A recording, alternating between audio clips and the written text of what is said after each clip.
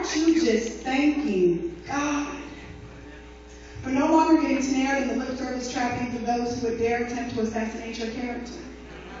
Aren't you just praying for those actresses and actors whose clothing latches on like velociraptors, all while playing it cool, and count on you to play boo's fool as they smile as hard as they can when they see you, and reach out to hug you and engage you in uber pleasant conversation, all while anticipating their degradation and preparing their disrespect, then spinning as far as their spite will allow to wet up the back of your neck.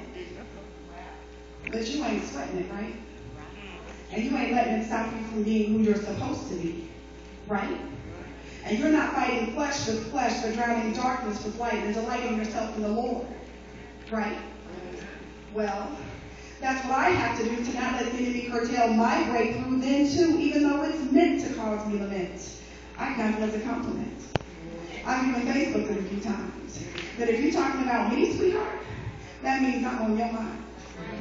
See, I'm no longer tempted to deck anyone for pretentiousness, because to react to the flesh with the flesh doesn't get me anything. I've got to recognize it as spiritual warfare and handle it with care and pray for my enemies as the Bible thusly proposes, and pray that he has mercy on those whose folly he exposes.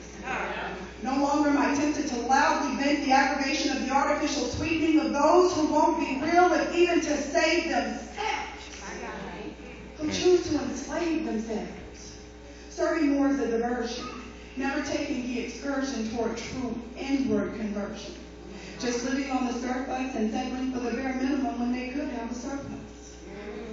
As for me, I'm wiser now. No longer do I take pleasure in saying that I can verbally cut you up so well I make Zorro my #1 fan. Nah. As for me, I'm stronger now. No longer do I fall apart or allow my heart to be shattered by people who I don't matter to, so whom to me don't matter. And not that they don't matter at all. Don't misunderstand me, y'all. See, somewhere along this journey, love does conquer all. It's just something in my spirit won't sit still because it's so outside its will and just wouldn't be right. See, you don't wake me up in the morning, so you can't keep me up all night. I'm just not so quick to invest my best in someone who will try to wreck me while cowardly disrespecting me. Medea said it best. It ain't what you call me, it's what I answer to. Because you can't define me, I don't answer to you. No longer endeavoring to input my output of disfiguring sarcasm to even subtly let them know that I know the deal. Oh, I could go on a soft-spoken intellectual tirade using my tongue as a blade, leaving their murdered egos in a state of utter dismay. But that's not the Father's way. It's got to be good enough for me to know that I'm not dumb and I'm not blind. I'm not deaf and seldom need to rewind to catch when kind is Act 1 in a stage play where fake has cosign. And before I get ready to flex all this God-given intellect, I hear God instructing me that he don't need me to help him reprimand my enemy. But he sees what I can't see and hears what I can't hear. His care trumps all my care. Plus, he smells the stench of lying and backbiting and breathes the truth into my nose hair so they stand up at attention to recognize intention.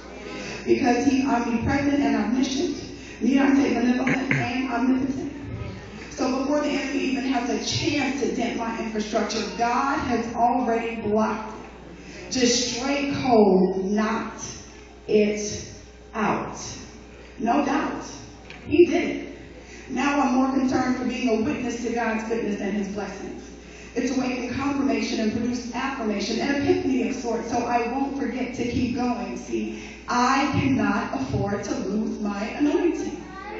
Like Samson, who allowed the enemy formed as a captivatingly beautiful woman to break his secrecy. So, see, Samson has taught me how not to get caught up. So now my enemy can no longer conquer me or lead me to conflict or compel me to misdepict my own godliness. He cannot do what I do not allow. He cannot stand up to God in me. I'll fight to keep my righteous vows, for I bow down to only, yeah, you guessed it, big G-O-D, and try my darndest not to freely give away the anointing he's poured all over me. Satan is on notice now. I'm getting my stuff back. All of it.